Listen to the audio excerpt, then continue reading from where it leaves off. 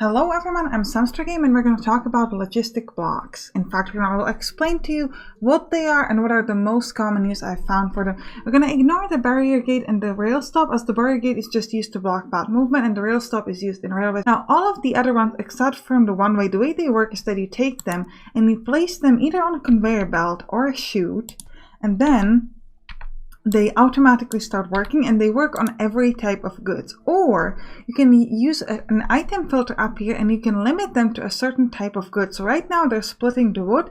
For example, if I set this up to stone brick, for example, you can see that essentially the splitter is not working because it's only working on stone bricks, and right now I'm having wood coming through, not the stone bricks, so it's not doing anything actually. So you can limit the usage of a particular logistical block to a specific filter.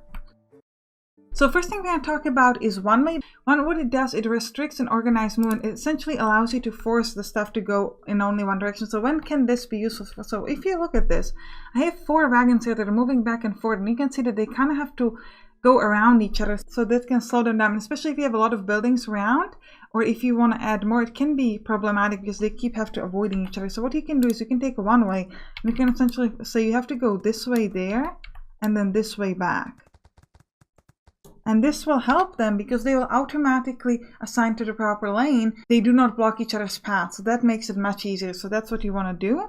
Next up, we have a sorter. Now, what you might use sorter for? Well, for example, you can look that I have a metal conveyor belt that has multiple different types on it. It has regular conveyor belts, iron wheels and wooden wheels and rail ties. And I'm moving it to this barn and then taking it up with the wagons. But I might decide actually I want these, for example, wooden wheels, actually go to my base instead of to the barn here. So how would I do that? Because right now, if I just build a conveyor belt, right, that's gonna move everything to the base. So we don't want to do that. So that's what sorters are for. So you want to make sure that you put the conveyor belts in the direction where you want everything that's not the sorter to go through. And then you want to take a sorter and you're going to turn it this way and you're going to put a filter on it to say that you only want to take wooden wheels. And then if you turn on the time, you can actually see that everything that's, I misspelled that. Everything that's not a wooden wheel will go straight through, but every wooden wheel will move into this way. So this can be especially useful if you just have one type moving differently. For example, if you have a conveyor belt like here that's connecting to maybe like general store and food market, and you would have both cloaks coming in, for example, flour, you might want to use the flour to move to the food market to move further, but have the cloaks to go straight into the general store, or you can use it for something like this. Now, next up we have pushers. So what does a pusher do? We'll redirect matching items off a belt or a chute if there is space, otherwise we'll let it pass. So what is this good for? It's used for priority. So let me give you an example. I have a workshop that's making conveyor belts, and I want most of my conveyor belts to move into a machine shop where I make metal conveyor belts. But this workshop is producing quicker than the machine shop is capable of using it. So I want to let the leftover stuff move somewhere else. So how do I do that? If I use a regular splitter, it's going to split the stuff evenly, so that will not work for me. So what you need to do is a pusher, and the way this works is that you build the path in the way of the thing that has the lowest priority. So you can see this conveyor belt is going away from the machine shop, and then you use the pusher to the direction of the thing with the priority, which is the machine shop. And you can see immediately, if I remove some of the stuff here, every conveyor belt that's going to come out of the workshop will go straight through. You can see it just moved. It's going straight through. Another one straight through.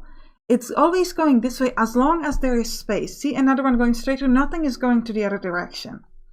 But as soon as this is filled up, which is going to happen in the next conveyor belt now, the next one that's going to come is going to be moving the way the conveyor belt or is originally placed to the other one. So you can use priorities here. You can say, prioritize this particular path, but if there's anything left over, use the other one. So pushers are fantastic for this.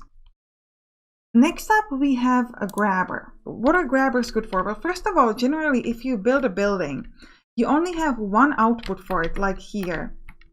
And you want to put an output for it, you only have one space, like this one. It's going from the middle, but you might want to build the next shop somewhere closer. For example, I want to build the next building here. The stonemason have it here. So I would have to make a path around, which would take a long way.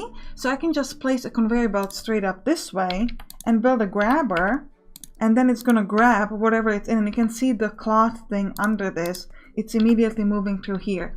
Another thing it can be good for is, for example, if you have a mine and you're doing a multiple production, it's just going to be outputting anything that we have. So it can be iron ore, but it can also be coal. It doesn't matter. And then you can get stuck with the problem that, for example, you have a lot of iron here, but no coal, because it just goes whichever one wants to go out of the mine. And then you can get stuck. The forge is not getting its supply. And even though the mine is actually making coal, it has some in storage, you cannot get it to the forge. So that's why you need grabbers to be able to separate this production and say, hey, here I'm going to filter it up to coal, and then I can create a copy, and here I can filter it up for iron ore and make sure that I'll always be able to give both of these things to the forge.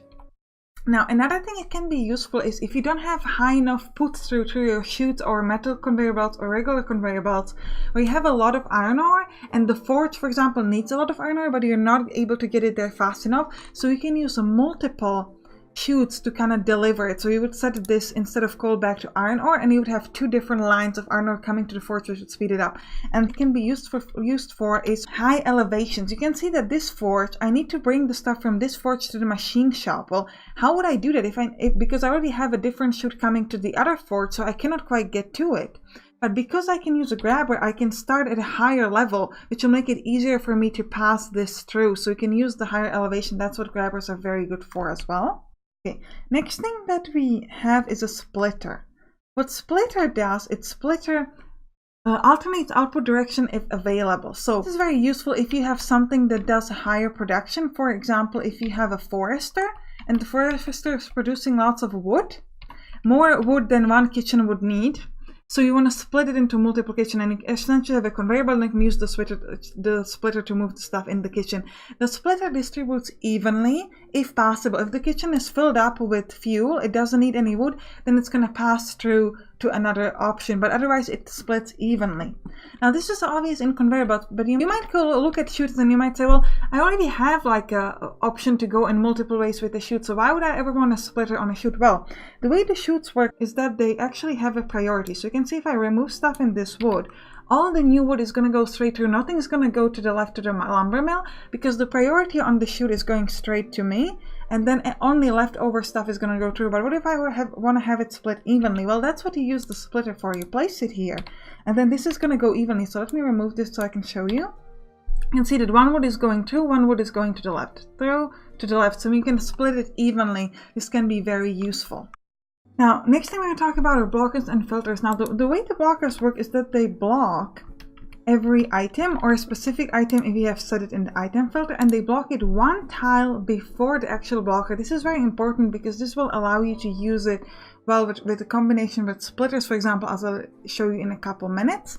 Filter works the same way. What filter does, it allows the items to go through. Again, either every item to go through, or you can say a specific item, for example, only conveyor belts. You can see the conveyor belt flow went through, but this wooden wheel will be stopped, and again it will be stopped one tile before. If I remove this, the conveyor belt moves through again. So this is very important. The filters and the blockers stop things one tile before, not on the actual tile of the logistic block. Blockers and filters are mainly used in combination with advanced logistics. How can that be useful? For example, if you want to limit paths based on inventory, so what you could do is you could say, if this lumber mill has less than 10 woods, then bring me all the wood this way. So you turn off a blocker. But if it has more than 10 wood in storage, then you're going to put all the wood through this way, so we'll turn off the blocker there. So that's something you can use with advanced logistics. If you're interested in that, I could make a guide for that as well. But right now we're just focusing on the basics. There is one more usage for this. You can see that we have this sorter, but you might say, well, what if I also want, for example, if iron wheels going here to the left to a barn? Well, you could either like start the path like this way. That would work, but what if I want to have it going from the same spot? Well, this is going to work only if you have 3 items or less. If you have 4, it's not going to quite work, but I'm going to show you. So let's place a barn here. And what we're going to do is we're going to take a conveyor. So I've changed this, so this is only now 3 objects. We have iron wheels, wooden wheels, and conveyor belts.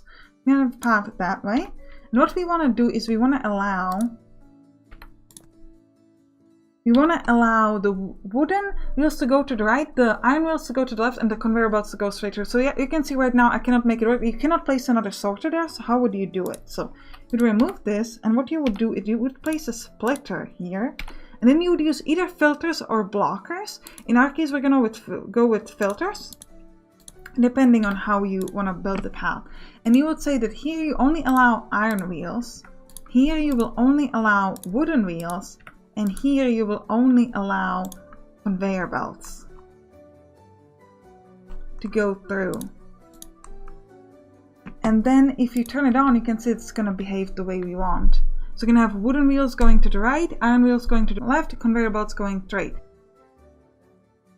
Now you can do some alternative. For example, if you would like iron wheels to go to the left, to the barn and to the base, but not straight through, what you could do is you could change, instead of this filter on the right, you could change this to a blocker.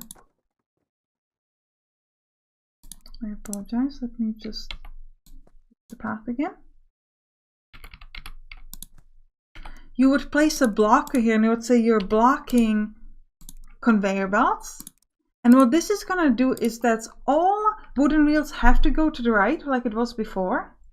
But also some iron wheels are capable of going to the right. Some iron wheels will still go to the left. You can see that there was like one went to the right, one went to the left. So you can use the iron wheels in both directions. Now another iron wheel is going to the right, this one's going to go to the left.